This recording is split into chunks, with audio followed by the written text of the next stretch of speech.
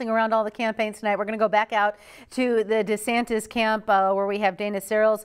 Dana, I understand that you spoke with a caucus goer, maybe a first-time caucus goer. Is that true? Yes, Stephanie. So I'm here with a Floridian, first time experiencing the Iowa caucuses. So just tell me about your experience. You were at a precinct where Governor DeSantis won.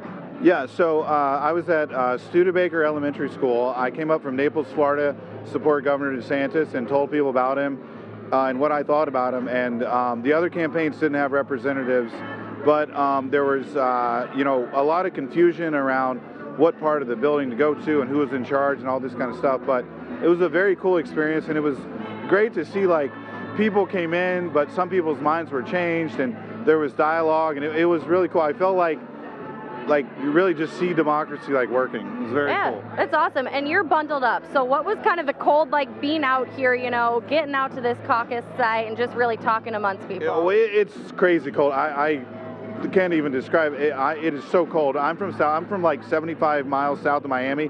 It is cold, but everyone's really nice, and everyone seems to know so much about the candidates and stuff. It was a very cool experience. Yeah, I love to hear that. And I just kind of want to hear about the conversation that you had. You said there were people that were convinced and kind of swayed different ways.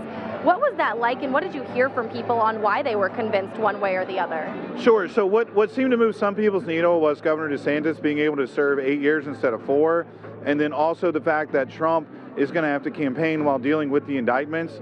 Those two things seem to kind of support people. And I told people, look, it's a matter of degrees. Trump did a lot for this country, but is that really the person that you want in 2025 to 2029 leading the country?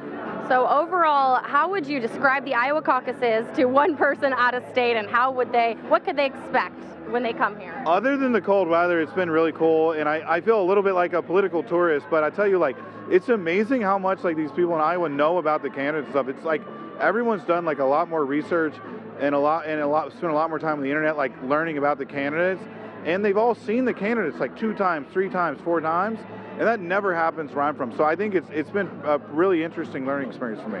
Definitely something Iowans pride themselves in. Well, thank you so much for joining us and braving the cold out here in Iowa. Really appreciate your time. Again, we'll be out here all night. Hopefully Governor DeSantis is expected to speak here, but we'll be here all night again. We'll toss back to you, Stephanie. All right, Dana, thank you. And we want to clarify that was a first-time caucus attendee. People can come and watch. You have to be an Iowan, a registered voter with the party to vote. So he did not get to vote, but he got to come and watch. Yes. But said some of the things we were talking about that maybe people who watch the caucuses from a distance and say this isn't a good process, come and see the interaction and the engagement and realize that it is something special. Is Iowa, in general, a good state to start the country in? Because this is a debate that happens every 4 years as well. Yeah, I think whatever state you choose, it's not going to be representative of the whole country. I do think that Iowa, in terms of socioeconomic demographics, we are pretty representative of the country. So there's that sort of representation.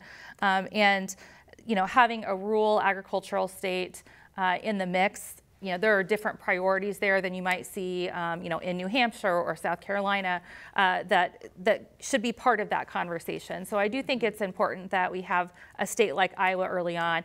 And honestly, the fact that it is more affordable to campaign in Iowa allows more access to candidates. So while our demographic might not be the most racially and ethnically diverse, and the caucus process might not be the most accessible, those that do participate do take that job, I think, pretty seriously. As that first-time attendee had said, people he had talked to had seen multiple candidates multiple times, and people, I think, really do take the time and not just vote for, oh, we see Trump's ahead in the polls, I'm going to support him. People have really taken that and considered, and as we saw even with recent polling, folks that were saying, I'm still not totally 100% sure, I could change my mind, indicates that they're really contemplating those decisions. And that's what you want folks to do in a democracy. You don't want them to just pick whoever's at the front runner or whatever their party is. You want them to think about it and talk about it with people.